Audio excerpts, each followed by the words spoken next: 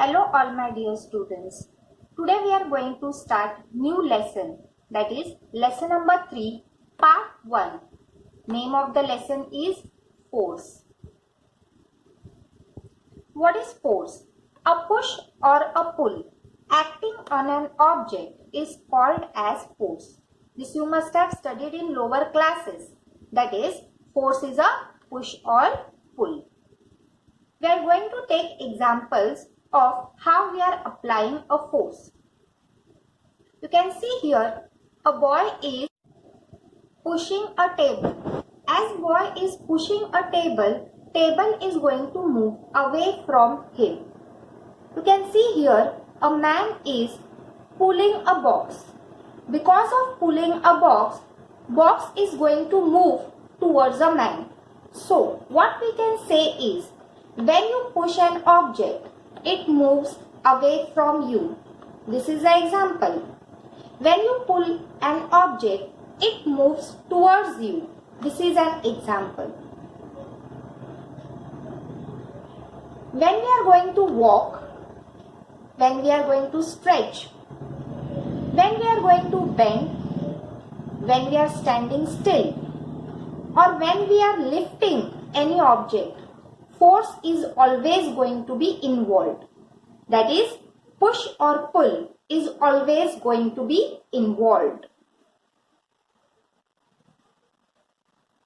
Force as a push. We are going to take examples of that. You can see here a car is standing and it is being pushed by the people. You can see here pressing a key on keyboard, mowing the lawn with a lawn mower. This all three examples shows that a force is acting as a push.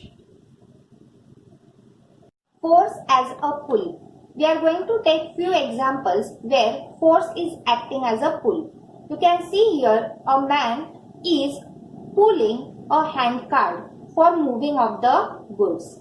You can see opening of a drawer, and you can see a horse pulling a cart. All these three examples shows that force is acting as a pull. Sometimes push and pull can be applied simultaneously. We'll take example for that. When we try to move a heavy sofa, some people push it and others pull at it. You can see in the picture, some are pulling it whereas some are pushing it. Because of that, it is possible to move a heavy sofa. We may also apply force that may not always ends up in moving things. Example, sitting on a chair and leaning on a wall. You can see here a boy is sitting on a chair whereas a person is leaning on a wall. Both the things are not moving. Still, force is being applied. Force acts in pairs. When an object exerts force on one object, the second object also exerts an opposite force on the first object. We are going to take two examples in order to see how force acts in pair. You can see here a spring is being taken, which is being stretched with the help of the hands. Here, hands are going to apply force on a spring, whereas spring is also going to exert a force on the hands. That means two objects are exerting force on each other. Same way, we are going to take another example. Here you can see a book is kept on a table. That means book is resting on a table. This book is going to exert a force on a table, whereas table also exerts force on a book. That is why book is able to rest on a table. Here the two objects which are exerting force on each other are book and table. Types of forces. There are two types of forces, contact forces and non-contact forces. Contact forces. These are forces in which contact or touch between objects is necessary for the forces to operate between them. You have to keep in mind that in contact forces, objects are going to remain in contact or touch with each other. Types of contact forces: tension force, spring force, force of friction, normal force. Non-contact forces: some forces that do not involve physical contacts between bodies is called non-contact forces. Physical contact is not there between the objects, that you have to keep in mind.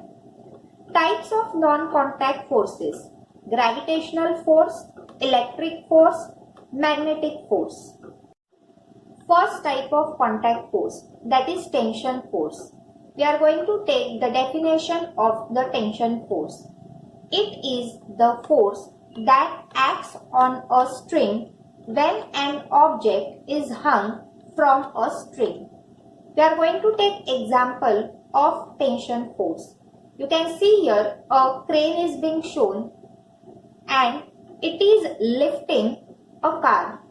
Because of this, the steel cable which is used in order to lift the car is going to have a tension force.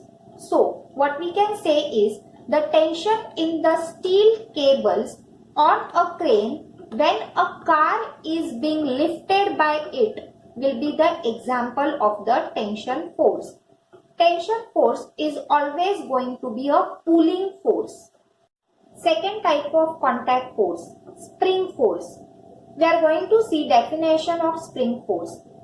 The force exerted by a compressed or stretched spring upon an object that is attached to it is called spring force. You can see here a spring is being shown and this spring is going to do both push as well as pull for the ball. We can say that the spring can both push the ball forward or pull it inward. Third type of contact force, force of friction. We are going to see the definition of friction. The force that opposes motion is called friction. It is applied by one surface over another. We are going to take example of carom board. You can see here a striker is being shown. When we are playing a carom, what we do is we strike a striker. After some time, the striker on a carom board comes to a stop.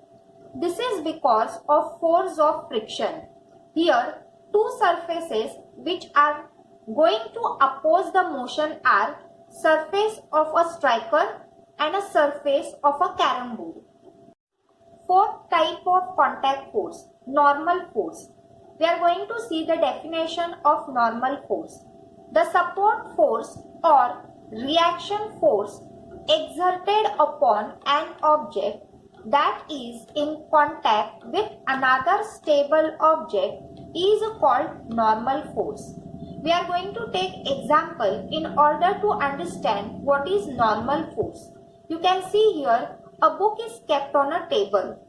So here a book is going to exert a downward force because of its weight, and this downward force it is going to exert on a table. Whereas table is going to exert an upward force towards the book. Thank you.